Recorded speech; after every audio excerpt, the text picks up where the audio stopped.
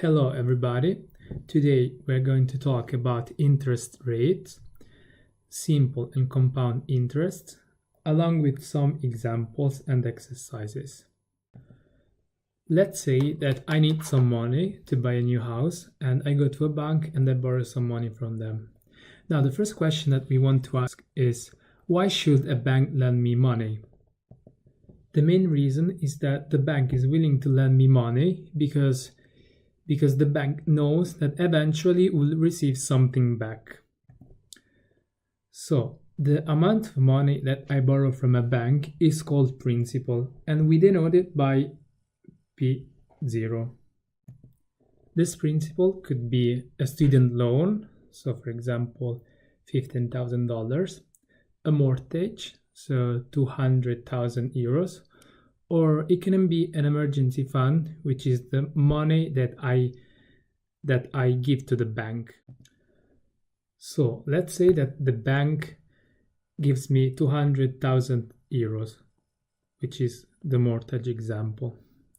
Eventually the bank will have a P tot, which is composed by the principal, which is the amount of money that I borrow from the bank, plus an interest charged on the principal.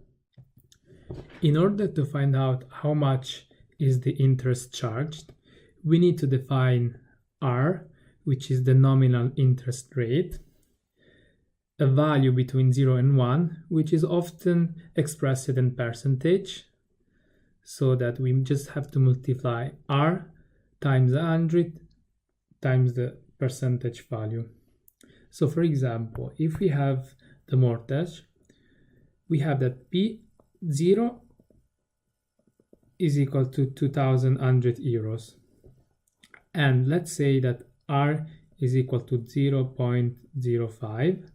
So that expressed in percentage is just R times 100 times percentage, which is equal to 5% in this case. And we want to know what is the final sum. So we want to know what is the final sum that the bank will receive eventually. So let's assume that the interest is charged just one time. It means that the total sum that we will eventually have to give to the bank back would be P0 plus P0 multiplied by R.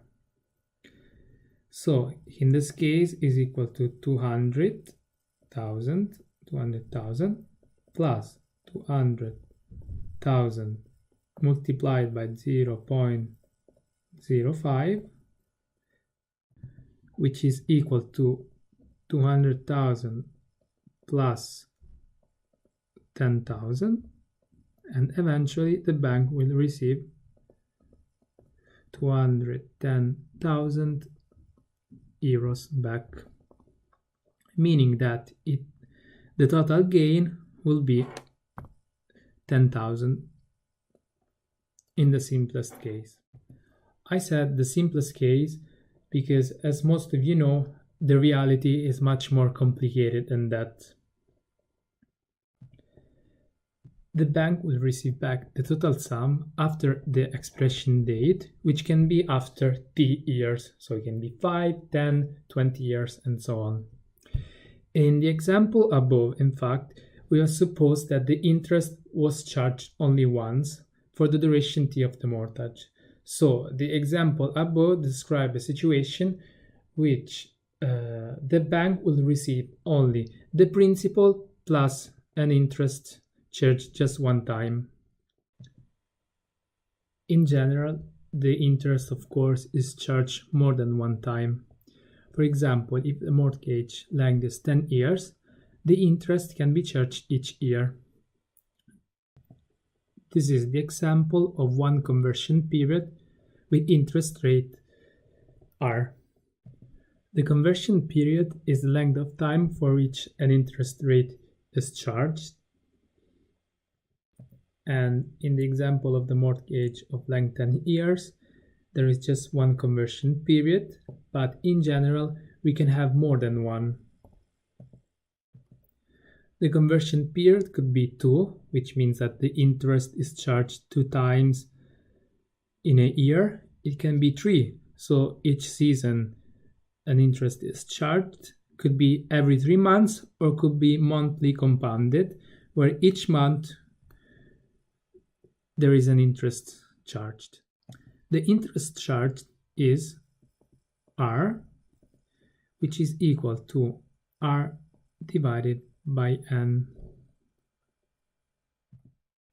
The fact that we have more than one conversion period implies that the interest rate is not only R anymore, but it is R divided by N. So for one conversion period is R divided by 1, which is R. For 2 conversion period is R divided by 2. For 3 is R divided by 3. For 4 is R divided by 4.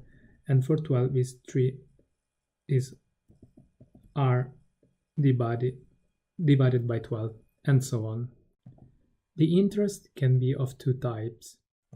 It can be simple, when the interest is charged only on the principal P for each conversion period, and compound if for each conversion period the interest is charged on the principal plus the previous interest charged.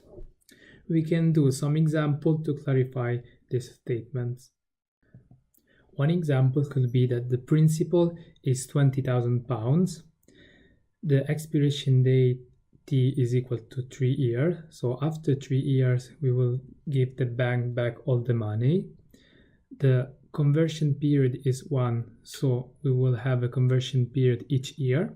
And the interest rate is 0.01. In case we have a simple interest, the first conversion period is after 1 year.